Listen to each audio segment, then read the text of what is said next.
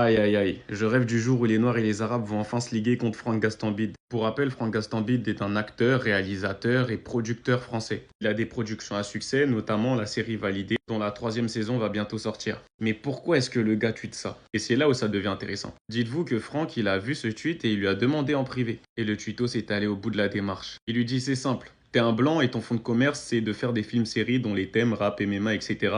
touchent beaucoup les communautés qui vivent dans des quartiers cités pour ensuite prendre des noirs et des arabes et leur faire jouer des rôles stigmatisants. C'est pas faux.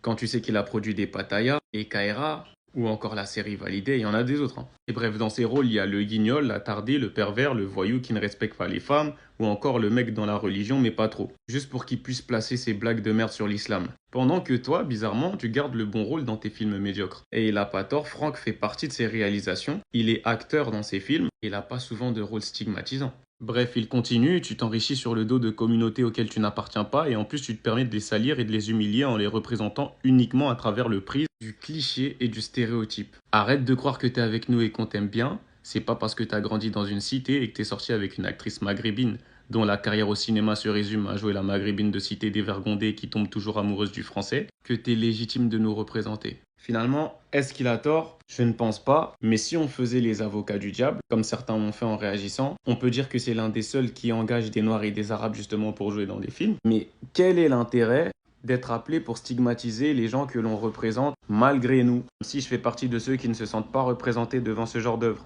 Pour faire un parallèle, c'est un peu ce que dénonce le réalisateur Ryan Coogler à travers ses films, et notamment Sinners pour ceux qui l'ont vu. Le vampirisme, l'appropriation culturelle, et c'est pas aussi facile que ça de le dire dans le cas de Franck Gastambide, qui lui-même a évolué en cité, mais on pourrait quand même se demander pourquoi justement il ne va que très peu dans ce qui n'est pas stigmatisant. On pourra nous répondre pour des raisons monétaires, sûrement, mais c'est que ça ne le touche pas profondément, en tout cas je le pense.